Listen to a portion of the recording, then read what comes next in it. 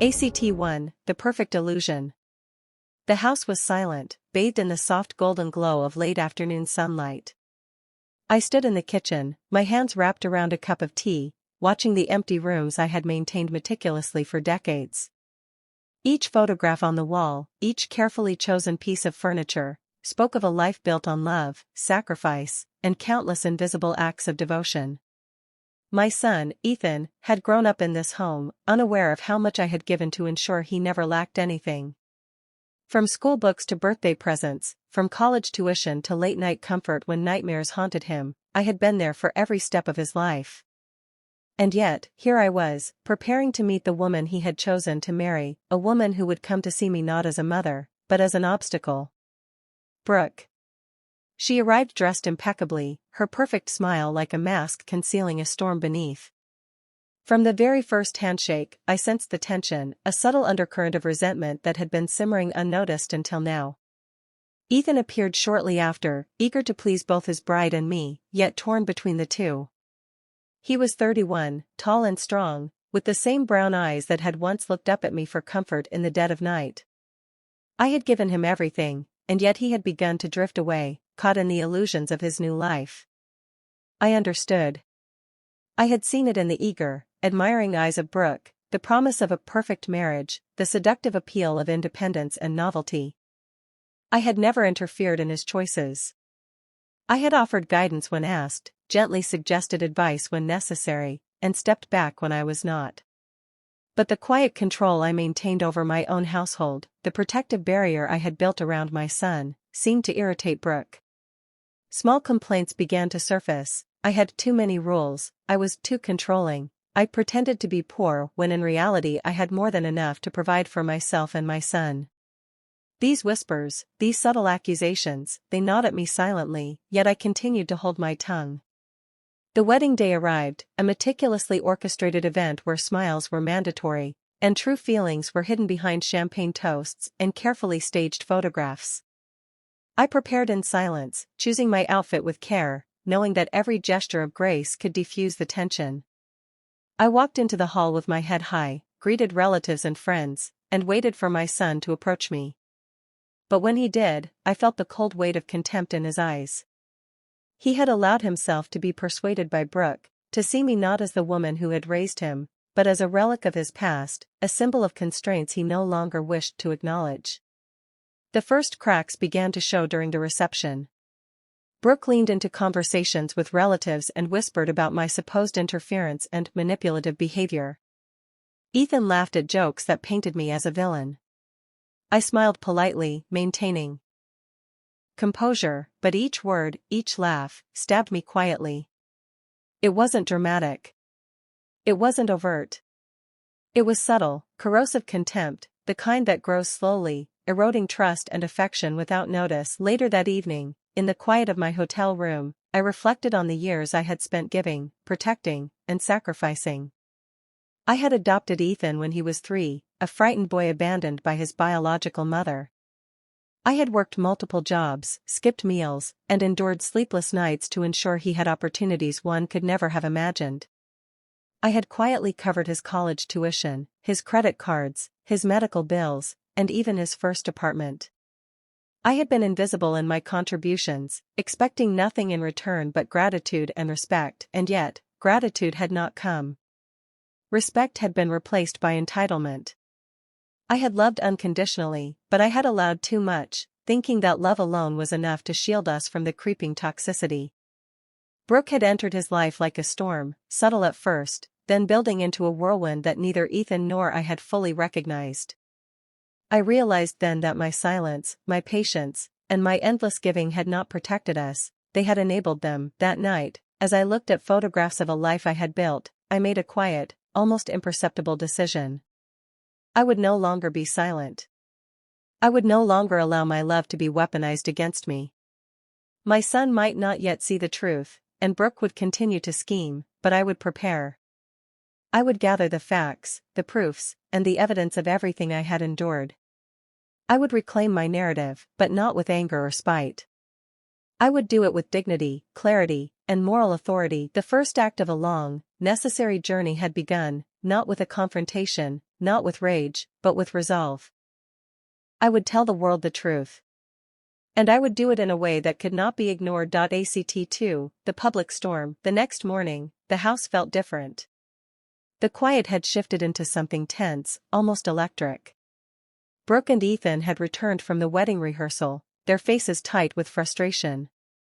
Their carefully curated facade of perfection was beginning to crack.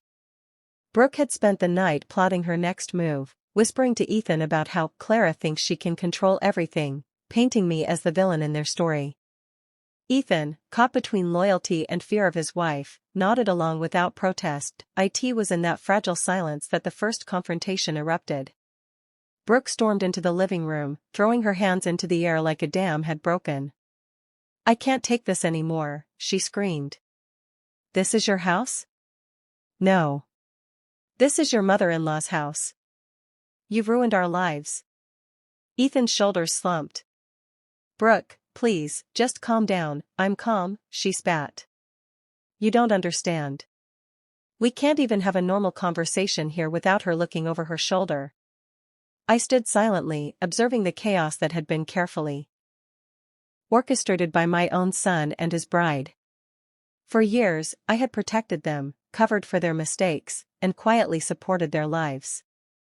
And now, here they were, enraged that the truth of my boundaries had surfaced. It was the legal papers that finally clarified everything. A police officer arrived after a neighbor's complaint, asking to see documentation. "According to these documents," he said, reviewing the deeds, "this house belongs to a lady named Clara." "Are you Clara?" "She's my mother-in-law," Brooke replied, her voice wavering. "Then this is not your house," the officer concluded. "I suggest you resolve this matter in a civilized way or we will be forced to intervene." After the police left, the air was thick with tension. Ethan and Brooke sat among broken plates and overturned furniture, their lives in disarray. "What are we going to do?" Brooke whispered, her voice trembling. "I don't know," Ethan admitted, voice hollow. "I don't have a job. I don't have a house. I don't have any savings because I always thought my mother would bail me out." Brooke's anger flared. "I hate that woman," she screamed. "She ruined our lives." "No," Ethan said quietly, almost to himself. "We ruined our lives when we decided she didn't deserve our respect." That was the first time he had admitted it, but Brooke wasn't ready to face responsibility. In her mind, I was the villain, the destroyer of her perfect marriage. She didn't yet realize that her marriage had never been perfect, it had been an illusion built on my silent sacrifices. And that night, Brooke made a decision that would set the stage for the public war to come. If she couldn't get Ethan to side with her, she would strike at me publicly. She opened her social media account, fingers trembling as she typed a post designed to go viral. "My psycho mother-in-law kicked us out of our house after ruining our wedding," she wrote. "For years, she pretended to be poor to manipulate my husband, but in reality, she's a millionaire. Now that we're married, she decided to destroy our lives out of jealousy. My husband lost his job because of her, and now we have nowhere to live. This sick woman can't accept that her son doesn't need her anymore." Accompanying her post were photos of Brooke crying, of the trashed house, evidence of the tantrum she had thrown. Within hours, thousands of strangers were commenting, enraged by the story she had spun. She was painting herself as the perfect victim, a young bride wronged by an older, jealous, manipulative mother-in-law. The comments poured in, exactly as Brooke had hoped. People sympathized with her, insulted me blindly, and spread her narrative far and wide. She had achieved her goal, she had made me the villain, but Brooke had made a critical mistake. In her bid for validation, she tagged me with my full name. The post, now visible to acquaintances, colleagues, and people who knew the truth, caught the attention of those who could defend me. The first message came from an old colleague. "Clara, have you seen what your daughter-in-law is saying on social media? She's completely lying about you." For the first time in weeks, I opened social media. Brooke's post was a masterpiece of manipulation, every word a distortion of reality. I read hundreds of comments, insults flying in every direction. Toxic mother-in-law. Bitter woman. Psychopath. Abusive. Strangely, none of the insults hurt. What hurt was that Brooke had gotten exactly what she wanted, turning my private pain and careful boundaries into public shame. But I knew this was my moment. I would reclaim my narrative, not with rage, but with truth. That night, I opened a new social media account and began to write. Not a post of anger, but a calm, methodical explanation of the reality Brooke was hiding. I wrote about adopting Ethan, about the decades of sacrifices I had made, about the financial and emotional support that had allowed him and Brooke to live comfortably. I posted evidence, receipts, bank statements, recordings, messages, all carefully selected to show the truth. Within hours, the narrative began to shift. The same strangers who had vilified me now questioned Brooke.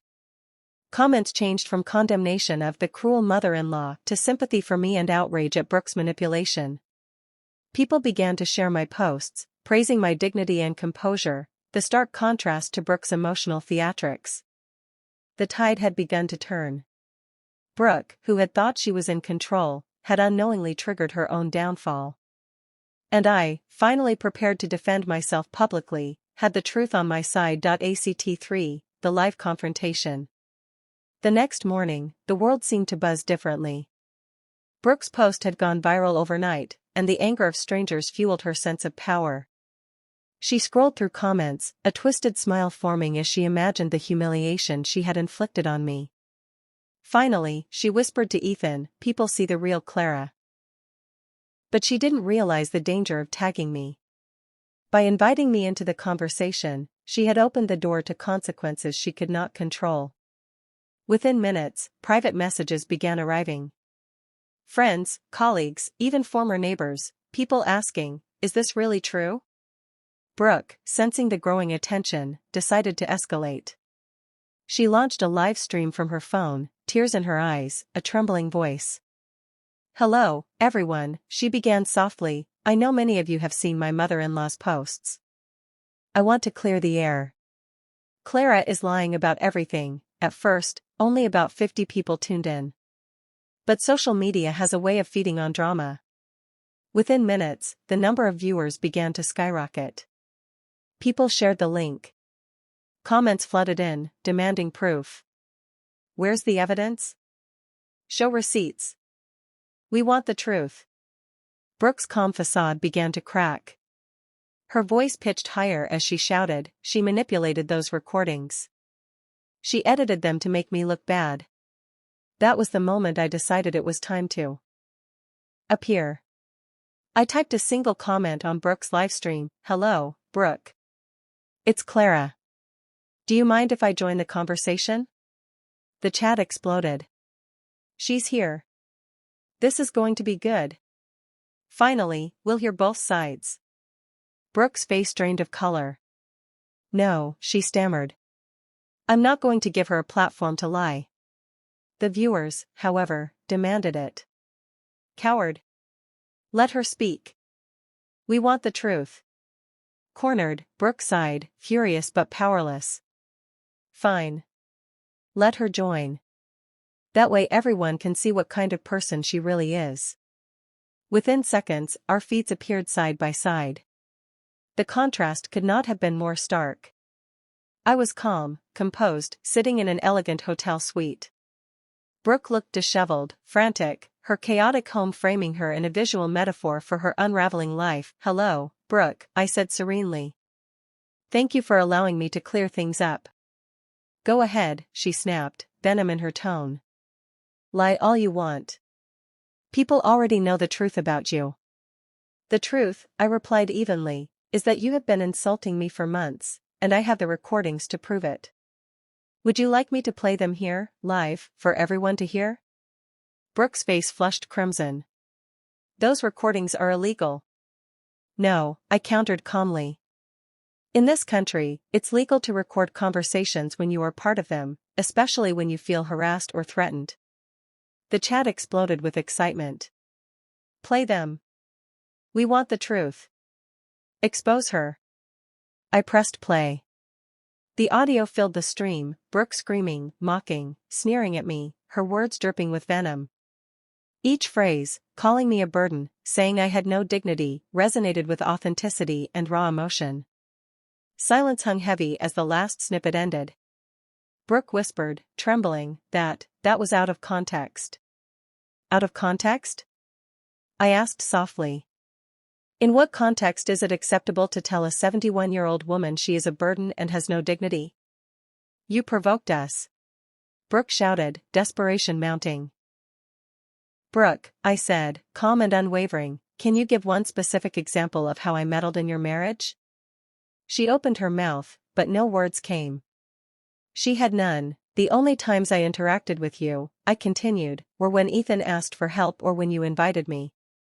I never showed up uninvited. I never gave unsolicited advice. I never criticized your marriage. My only mistake was existing. The chat erupted in support. Brooke is lying. This lady is so dignified.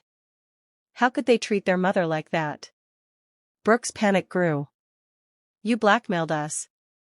You took our house and Ethan's job to force us to apologize. No, I said, lifting documents to the camera.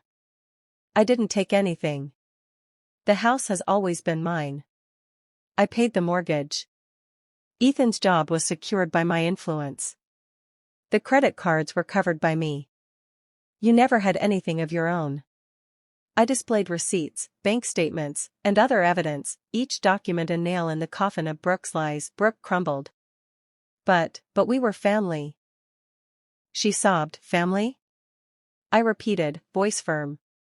Families invite each other to weddings. Families treat each other with respect. You showed me that I was nothing more than an unpaid employee. I addressed the camera, knowing Ethan was watching. For 28 years, I was your mother.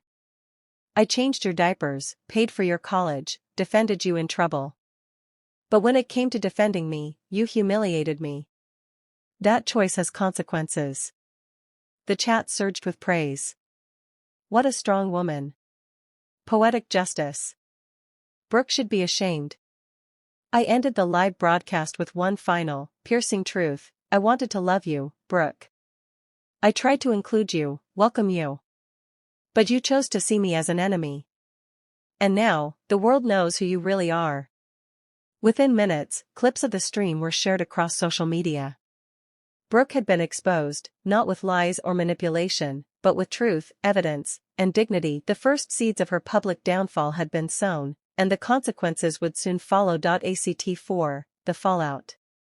The morning after the livestream, the world felt different for Brooke and Ethan. Social media had taken on a life of its own. Clips of the confrontation were circulating everywhere, each view another nail in the coffin of their fabricated story. Hashtags like #Team Clara and #Justice for Clara trended globally. People were dissecting every word, every expression, and the evidence was impossible to ignore. Brooke woke to a flood of notifications. Her carefully crafted narrative had imploded. Clients, coworkers, and even strangers began messaging her directly, questioning her character and integrity. Within hours, the boutique where she had worked for years called her in. Her manager didn't mince words. Brooke, we cannot have an employee who has become a public spectacle. Our clientele are sophisticated women, they now view you as contentious and untrustworthy. Effective immediately, your position is terminated. Brooke tried to defend herself. It's a misunderstanding. You don't know the full story. But it was too late. The footage of her screaming, mocking, and lying was already embedded in the collective memory of her audience, and the boutique's upscale clients had already formed their judgment. Meanwhile, Ethan faced his own consequences. He arrived at work to find a termination letter waiting on his desk. Mr. Harrison, his employer, had been hesitant to act, but public outrage had reached even him. Ethan, he said, gravely, after last night's events, several clients have called to say they do not want to work with someone who treats his mother that way. I'm sorry, but I have no choice. Your employment ends today. The news hit Ethan like a wave. He had spent decades basking in privilege, supported silently by Clara, and suddenly, the world had turned against him. Panic set in. Simple errands became stressful ordeals. People recognized him on the street. Strangers confronted him. Even an elderly lady in a supermarket slapped him across the face, shouting, "You're a disgrace as a son." Brooke and Ethan were now forced to face the truth. The life they had claimed as their own, a life of fake luxury, was a facade built on someone else's sacrifices. Social media users dug into their past posts, exposing inconsistencies. Evidence surfaced that Brooke had bragged about expensive gifts Ethan had received, all paid for by Clara. Their lifestyle, it turned out, had always depended entirely on the resources Clara had provided. The public verdict was swift. Comments poured in. "This is what happens when you disrespect a mother." Brooke and Ethan were living a lie. Clara is the real hero here. The hashtag Team Clara trended worldwide. Mothers everywhere shared their own stories of abuse, neglect, or being undervalued. Clara's story had become universal, resonating with women who had sacrificed their identities for others. From her hotel suite in Geneva, Clara watched it all unfold with a mixture of satisfaction and melancholy. Justice had been served, not through revenge, but through truth. She had defended her dignity, cleared her name, and made the world see the reality of Brooke and Ethan's betrayal. Yet, the pain of losing her son lingered. The relationship she had invested decades into was broken beyond repair. That afternoon, Samuel visited with legal updates. "Clara, they're desperate," he explained. "They want to negotiate. They're offering to apologize publicly, stay out of your life, and give up claims to the house if you drop the defamation lawsuits." Clara laughed bitterly. "After they called me a liar and a psychopath to millions? No. Some doors, once closed, do not reopen." Samuel continued, "They're desperate. Brooke is receiving death threats online. Ethan is having panic attacks." A pang of concern briefly touched Clara's heart. But she remembered his contempt at her wedding, the moment he had chosen disrespect over love. Compassion faded. "Consequences of their actions," she murmured. She instructed Samuel, "The house is mine. If they want to stay, they pay $3,000 rent per month. The defamation lawsuits will continue until a full public apology and compensation are issued." Alone that night, Clara reflected. Money was irrelevant. She had more than she would ever need. But she needed them to understand that actions have consequences. The lesson had been taught, not through cruelty, but through dignity and clarity. Ethan called that night, voice-breaking. "Mom, please, we need to talk." "I already told you everything," Clara replied coldly. "You chose contempt over respect. That was your decision." I didn't know you had money," he whispered. "If I had known, I would have treated you differently." Clara's heart sank. "You're saying my worth depended on my wealth, not on being your mother? That is why our relationship is over." Ethan fell silent, understanding the gravity of his own character. "What can I do to be forgiven?" "Nothing," she said. "Some mistakes are irreparable. Some truths are permanent. Your actions defined you, not me." For the first time, Clara allowed herself to cry, not for money, house, or reputation, but for the son she thought she had raised. 6 months later, life had changed completely. Clara had moved to Geneva, near properties she had inherited, living anonymously in peace. Ethan and Brooke had lost the house, downsized to modest apartments, and worked jobs far below their previous lifestyle. The defamation suit succeeded. Brooke paid compensation and issued a brief, forced public apology. Clara donated the money to charities helping single and adoptive mothers, reinforcing her dignity and generosity. Messages flooded in from women worldwide, mothers and mothers-in-law who saw themselves reflected in Clara's story. Letters spoke of empowerment, of realizing they could set boundaries and demand respect. Clara's own reflections deepened. She had not regretted adopting Ethan. She had loved him genuinely. But walking away when treated with contempt was the ultimate act of self-respect. Her story was no longer about revenge, it was about reclaiming life, dignity, and freedom. And in that reclamation, Clara had found the ultimate justice, peace. Act 5, Rebirth and Independence. 6 months had passed since the social media storm. Clara's life had completely transformed. No longer tethered to the toxic cycles of entitlement and disrespect, she had created a life for herself that was defined by peace, dignity, and choice. Geneva welcomed her quietly. The city's cobblestone streets, serene lakes, and the gentle hum of culture felt like a balm for decades of heartache. No one recognized the 71-year-old woman who had once been vilified online. She was finally free to walk without the shadow of judgment or expectation. Her new apartment overlooked a small park where she would often sit for hours, sipping coffee, watching life unfold. Birds sang overhead, and the laughter of children in the distance reminded her of the family she had raised, but now, that memory was tinged with clarity rather than pain. Clara had loved unconditionally, but she had learned the hard truth: love without boundaries becomes exploitation. Clara filled her days with the things she had postponed for Ethan and Brooke. She enrolled in painting classes, finally exploring the artistic talent that had been dormant for decades. The first canvas she completed, a serene landscape of Geneva's lake at sunrise, was not just a work of art, but a declaration. She had reclaimed her time, her passions, and herself. Volunteering became another cornerstone of her new life. Clara joined an organization dedicated to helping older women abandoned by their families or trapped in toxic relationships. She shared her story with them, not as a cautionary tale of bitterness, but as a roadmap to empowerment. Mothers who had endured years of contempt or invisibility listened to her speak, tears streaming down their faces, as if finally hearing permission to live. For themselves, Clara also began to write. At first, it was private, a journal where she reflected on decades of sacrifice, love, and disappointment. But soon, the words became a book, a guide to self-respect, boundaries, and the courage to leave toxic relationships. The title came naturally: I retired from motherhood. Through writing, Clara realized her story was universal. Women across the world wrote to her, thanking her for showing that it was possible to survive the betrayal of those you love most, and to thrive in the aftermath. Mothers who had lived for ungrateful children began to reclaim their identities, their dreams, their dignity. Despite the tranquility she had created, echoes of the past occasionally surfaced. Samuel kept her updated on Ethan and Brooke, who were struggling to adapt to their drastically reduced circumstances.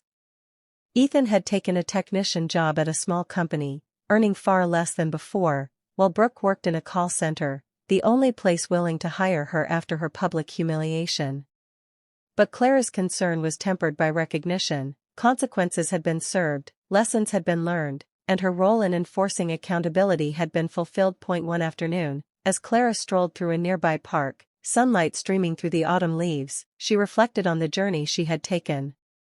From adopting a frightened 3-year-old boy to raising him with unconditional love, to facing betrayal and public slander, and finally, to reclaiming her own life, the path had been arduous, but transformative. She understood now that her life had always been defined by her choices. She had chosen to love Ethan wholeheartedly, despite the possibility of heartbreak.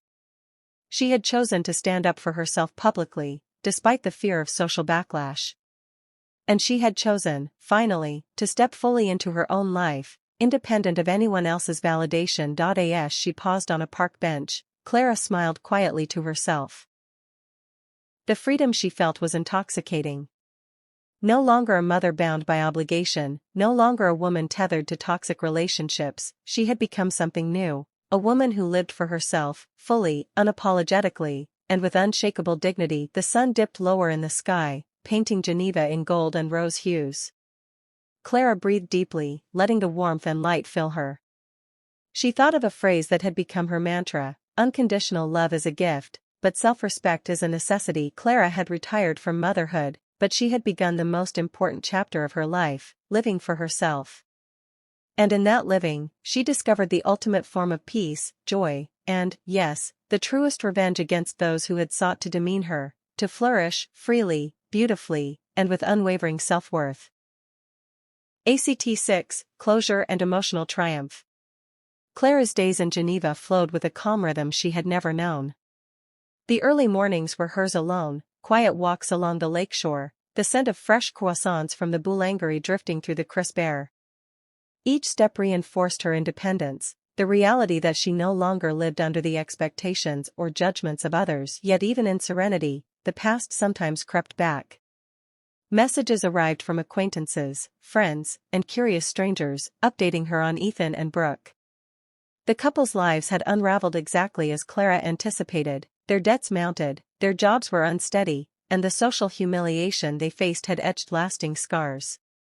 But Clara did not feel satisfaction in cruelty, only the validation that actions had consequences. One afternoon, Samuel brought her a stack of mail.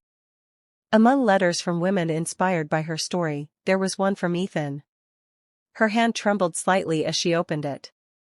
The handwriting was familiar, nervous, almost apologetic. "Mom, I know I don't deserve your forgiveness, but I want you to know that I realize everything I did wrong. Brooke and I divorced. She could never get over the public humiliation and ended up blaming me for everything. Now I'm alone, and I understand what I lost. I didn't just lose a mother. I lost the only person who truly loved me unconditionally. I know it's too late, but I wanted you to know that I regret every cruel word, every moment of contempt, for kicking you out of my wedding. I'm not asking you to forgive me, just for you to know that I understand. You were the best mother anyone could have, and I was too stupid to value you." Clara read the letter slowly, absorbing each word. There was sadness, of course, but also relief. Relief because Ethan had finally seen the truth, and her choices had been justified. She had not been vengeful or cruel. She had defended her dignity, set boundaries, and demonstrated that respect could not be bought or forced. That evening, Clara walked along the Geneva lake as the sun dipped below the mountains, painting the sky with golds and purples. Reflections of light shimmered across the water, and she felt a profound sense of peace settle within her. For the first time, she realized, she had healed. Her phone vibrated with a message from Samuel. "Ethan contacted me again. He says he's in therapy and that he understands everything he did wrong.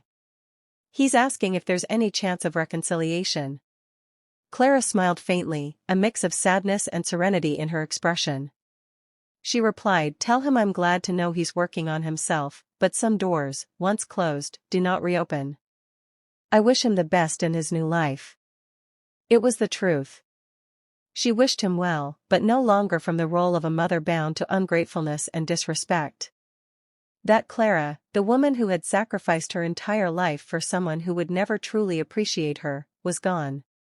In her place stood a woman reborn, self-reliant, dignified, and unbreakable. Over the next months, Clara fully embraced her independence.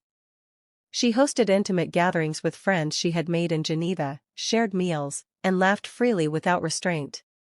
She traveled to neighboring countries, exploring museums, mountains, and quaint villages, activities she had always dreamed of but never pursued. Clara continued volunteering with organizations helping older women navigate abandonment and family estrangement. She found fulfillment not in revenge, not in social validation, but in empowering others to reclaim their dignity. Her story inspired thousands, reinforcing a powerful lesson: self-respect is never negotiable, and love that destroys you is not worth holding on to. One afternoon, while painting a canvas of the Geneva lake at dusk, Clara paused to reflect on her life journey. From adopting a frightened 3-year-old boy to sacrificing her own needs, to being vilified online, and finally to reclaiming her freedom, she had come full circle. She understood, fully, the distinction between unconditional love and unconditional abuse, and as she placed the final brushstroke on her painting, Clara whispered to herself, "I don't regret adopting him. I only regret not realizing sooner that kindness should never come at the cost of self-destruction." For Clara, the ultimate victory was not public recognition, legal triumphs, or even social media vindication. It was the reclamation of herself. Living well, living freely, and living in peace had become the truest form of triumph. As the sun set behind the Alps, painting the sky with a warm glow, Clara smiled, her heart light for the first time in decades. She had retired from motherhood, but she had begun the most extraordinary chapter of her life, living entirely, unapologetically, for herself, and that, she knew, was the best revenge of all. Act 7, Consequences for Ethan and Brooke. While Clara was rebuilding her life in Geneva, the repercussions of their actions began to hit Ethan and Brooke with full force. Social media continued to expose inconsistencies in their stories, and the viral live streams of Clara's calm and precise rebuttals had permanently shifted public opinion. Brooke's career imploded almost immediately. The boutique where she had worked fired her, citing concerns over her public image. "Our clientele are sophisticated and discerning," her manager explained. "They no longer feel comfortable with someone who behaves in such a contentious and disrespectful manner." Brooke tried to defend herself, claiming misunderstanding, but the viral videos and recordings left no room for doubt. Her reputation was irreparably damaged. Ethan, too, faced the fallout. His employer, Mr. Harrison, had initially given him a grace period, hoping the public frenzy would calm. But after clients expressed disgust at how he had treated his mother, he was terminated. "We cannot have employees associated with someone whose behavior offends our clientele," Mr. Harrison said. Ethan left the office in disbelief, realizing that no amount of charm could undo what the world had seen. Financially, the couple's world collapsed. Social media users began digging into their lives, revealing a lifestyle built entirely on Clara's support. Extravagant gifts, paid vacations, and luxury items, all funded by the woman they had insulted and betrayed, came to light. Public scrutiny left them humiliated, and the hashtag Team Clara began trending globally, drawing millions of sympathizers to Clara's side. Brooke attempted a desperate defense, live streaming to reclaim her narrative, but her efforts backfired. Without evidence to counter Clara's recordings and documents, she appeared defensive, frantic, and dishonest. Comments flooded in, "She lied about everything. How can she treat her mother-in-law like that? This is a lesson in consequences." The humiliation intensified with each passing hour. Meanwhile, legal proceedings advanced. Clara, guided by Samuel, pursued a defamation lawsuit. Brooke was ordered to issue a formal public apology and pay significant damages. The apology, though forced and brief, cemented the truth in the public record. "I apologize to Clara for the false statements I made on social media. I acknowledge my claims were incorrect and caused damage to her reputation. I deeply regret my actions." Ethan's and Brooke's social lives also suffered. Former friends distanced themselves, unwilling to be associated with a couple publicly shamed for their betrayal and deceit. Their network of influence crumbled. Even family acquaintances who had once admired them now sympathized with Clara, offering support to the woman who had been maligned. The couple's finances reached a breaking point.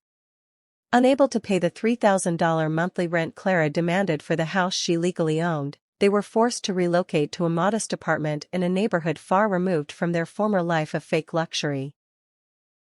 Ethan found employment as a technician, earning far less than before, while Brooke secured a job at a call center, the only position willing to hire her after her social media infamy. In every sphere, professional, social, and financial, the consequences of their choices were unavoidable and unrelenting.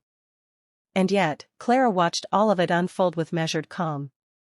She did not rejoice in their misfortune, she only felt the satisfaction of justice achieved without malice. The world had witnessed what happens when respect is denied and abuse is rewarded with entitlement. Through it all, Clara's narrative inspired millions. Mothers who had once been silent about disrespectful children now found courage. Women-in-law felt validated in setting boundaries. People across the globe saw a clear example: dignity and self-respect are not negotiable, and there are real consequences for manipulation, lies, and contempt. By the end of Act 7, Ethan and Brooke had lost everything they had once taken for granted: the home, social status, financial security, and public reputation. Meanwhile, Clara had not only reclaimed her name but had set a lasting precedent for standing firm against abuse. She had achieved her ultimate victory: justice without compromise, truth without vengeance, and dignity without apology. Act 8, Rebuilding Life and Finding Freedom. With the storm of public exposure behind her, Clara finally turned her attention to herself. Gone were the days of constant anxiety over ungrateful children and manipulative in-laws.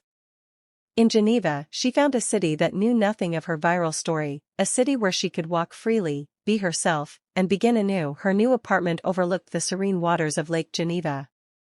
Light flooded the space, reflecting off polished floors and warm walls.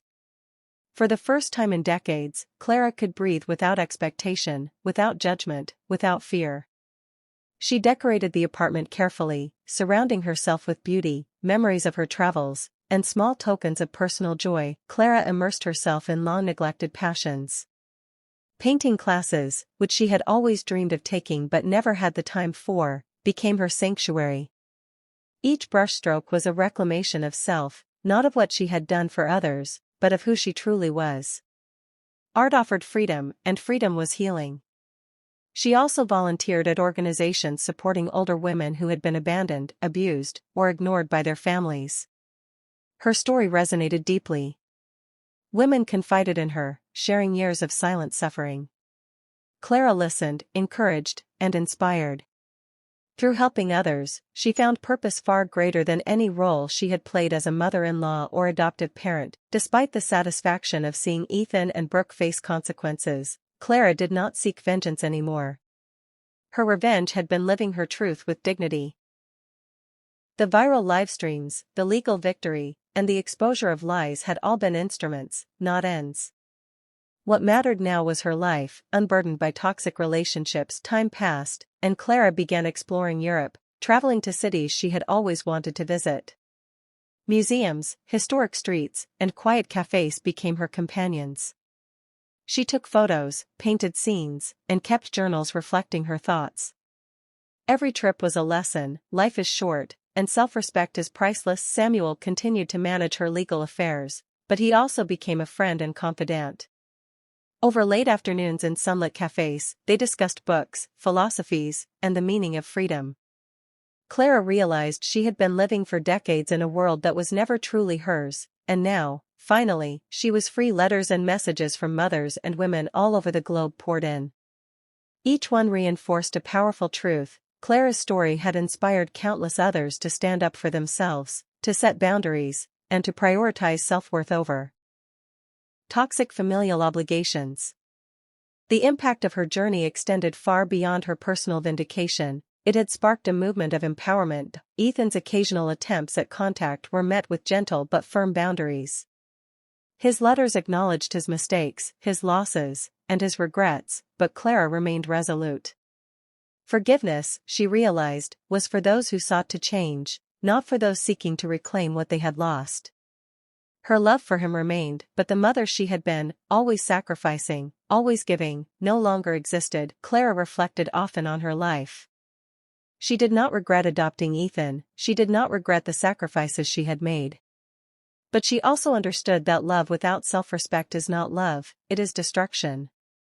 She had learned that kindness and unconditional support have limits, and that dignity is non-negotiable. One quiet afternoon, as the sun dipped low over Lake Geneva, Clara walked through a park filled with children playing and couples strolling.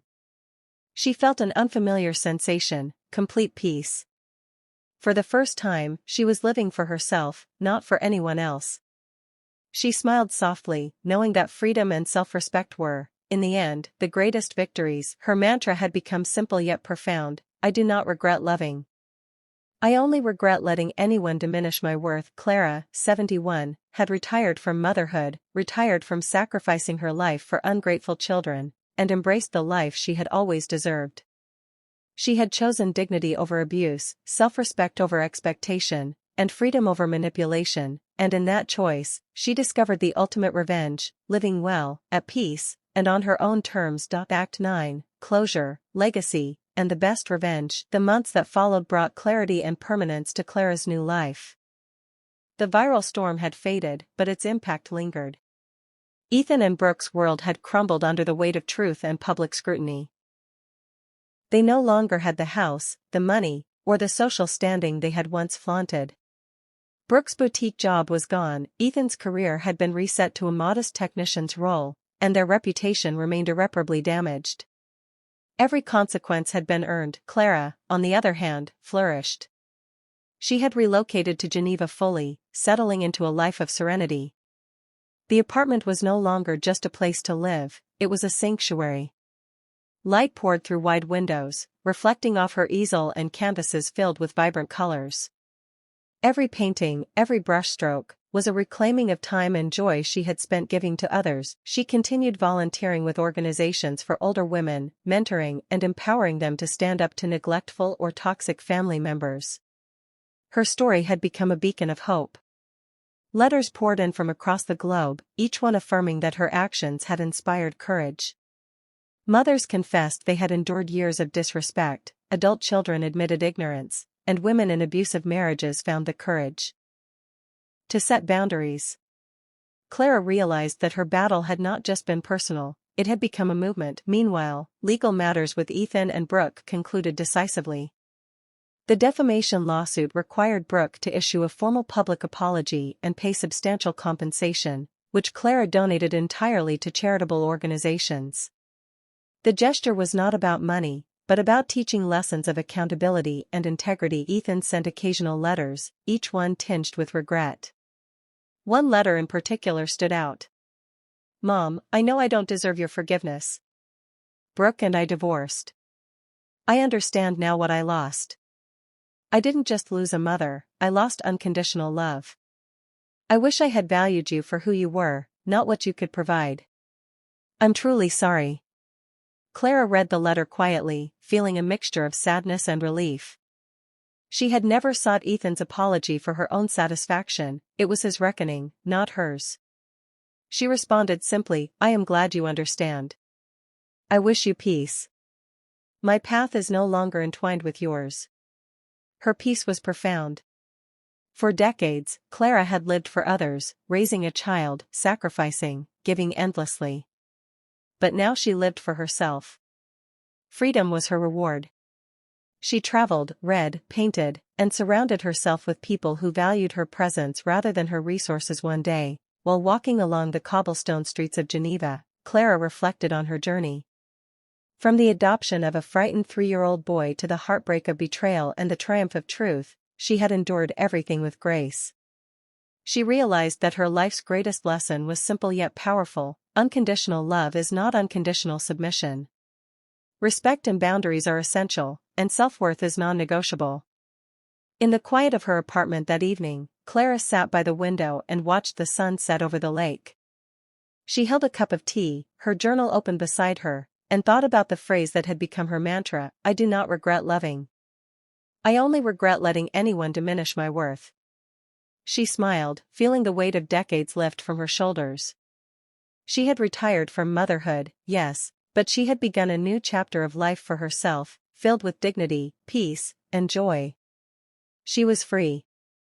Truly free, and in that freedom, Clara realized the ultimate revenge: living well, unapologetically, and on her own terms. Her story would live on, not as a tale of hatred or vengeance, but as a testament to resilience, self-respect, and the power of standing up for oneself. In defending her dignity, she had inspired countless others to do the same. Clara closed her journal, set down her pen, and whispered to herself, "I may have retired from motherhood, but I have finally begun living for me." The sun dipped below the horizon, bathing the city in a golden glow. And for the first time in 71 years, Clara felt truly, unshakably at peace.